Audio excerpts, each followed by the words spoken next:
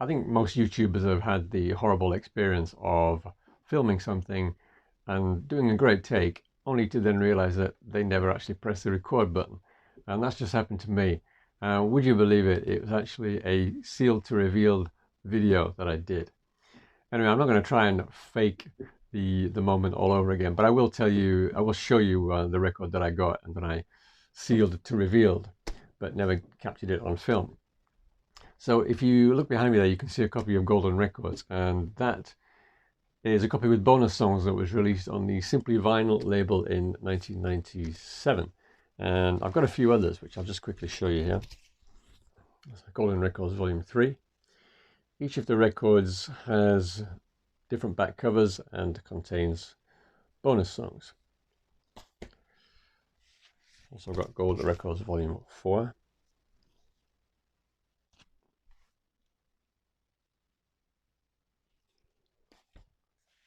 And Gold Records Volume 5. So you can see that there's one album missing in that series of 5 albums, and that is the album that I just got about half an hour ago and opened it from new and talked about it on camera without pressing record. Anyway, so all those albums, all 5 of those records, originally came in a PVC cover like that, little hype sticker on the front and one on the back as well to keep the flap sealed down. So the first 4 records that I bought in that series, well, the 4 that you've seen there, I took them all out of the plastic sleeves, the PVC sleeves, and there's a very good reason for that. And it's called plastic migration or bag rash, or what's the other expression that they use for it? I forget now. Leaching, that's the word, leaching. In which the plastic migrates onto the record surface itself, even through the cover, believe it or not. And I've got a couple of examples here of records which suffer from this problem. This is an EP from the UK. And you might be able to see that the vinyl looks very dull. And this EP is one of the EPs in the EP collection Volume 2, which came in a black PVC case.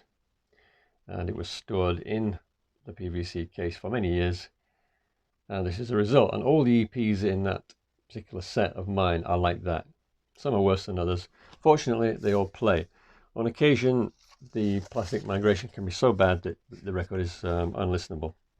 I've had a couple like that in the past. And I've got a Japanese album here to show you. This is an original copy of Almost in Love. Just tilt that so you can see it.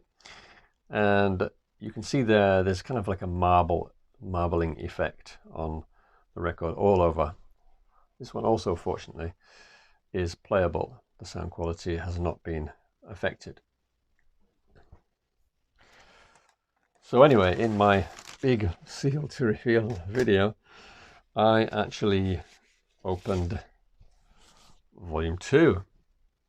And I was a little bit nervous about doing this because this album came out in 1997, as they all did, and it was new old stock.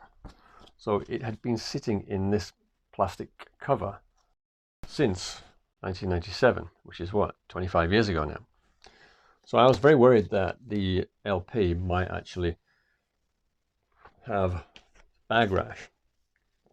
And these albums, by the way, you do get inserts with them as well. This is a Simply Vinyl insert that has discography on the back there. It took them a long time to get around to releasing their first Elvis one.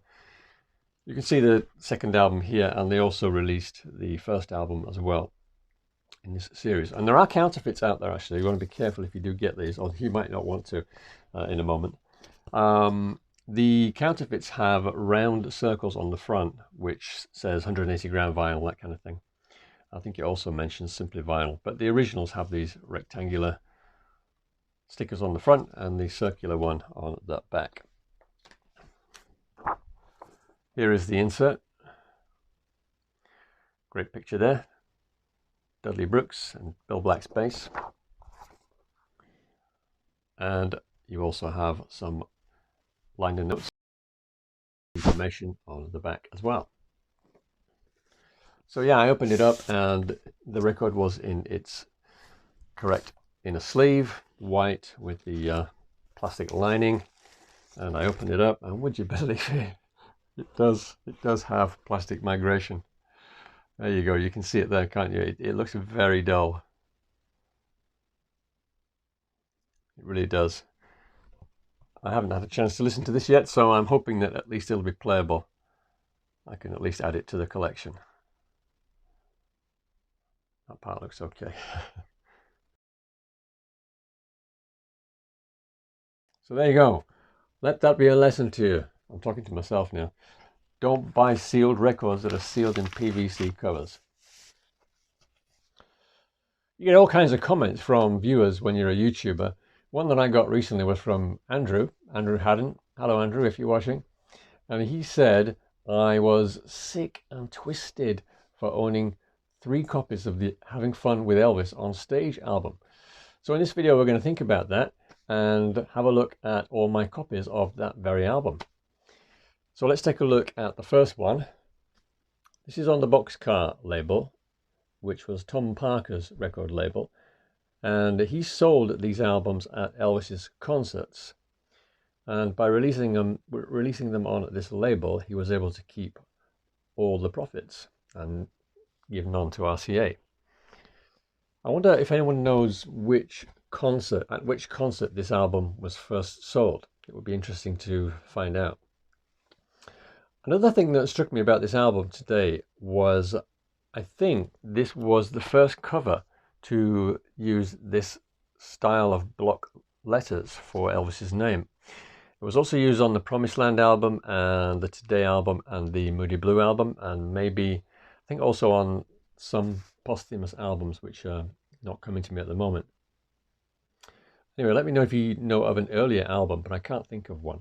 So this could have been the first one to use that logo. So let's have a look at the record.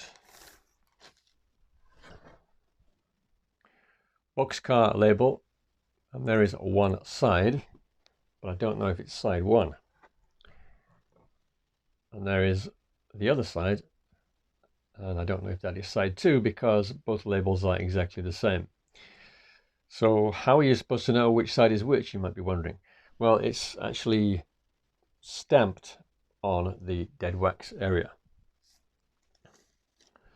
And this one came with a company sleeve. Let me just show you that. An Elvis in a sleeve, showing the Stereo 8 catalogue, 8-track tapes.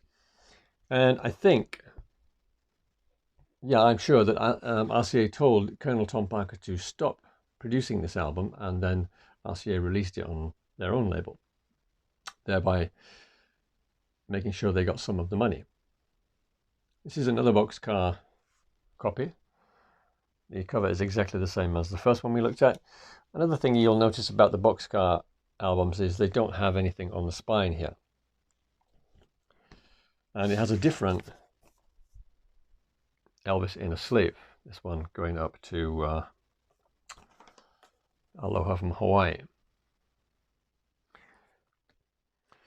And I think if I were to describe the content of the record, I think I would have to say it is hot country.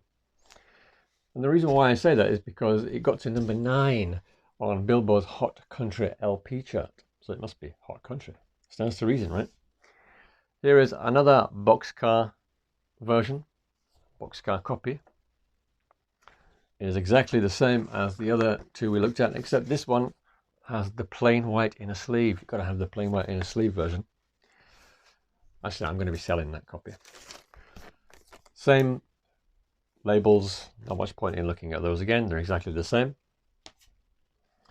So, as I said, the record company were not very happy about that, so they released it on their label too, RCA. The cover is virtually the same,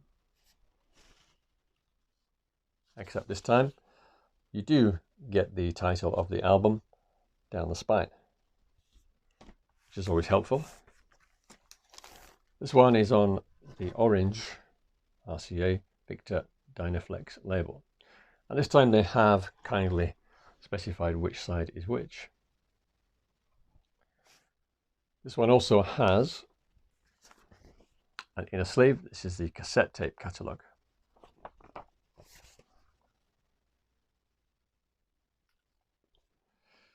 And I have yet another RCA copy. This one here.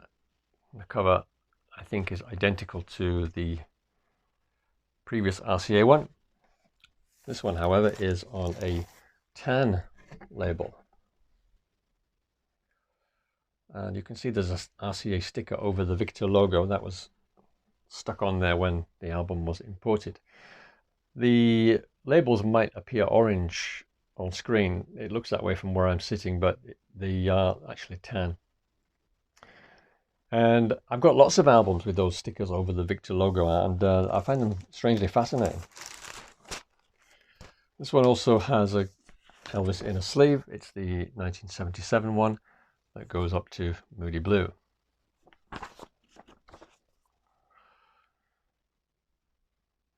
And the album was deleted at some point, I don't know exactly when, because things come to an end. However, the record company in Holland, can you believe this? The phone is ringing. I'm going to have to turn this off. Just excuse me while I go away. Unbelievable. So yeah, they reissued it in 1986 on the It's Elvis Time Records label, which I believe is the Dutch Elvis fan club.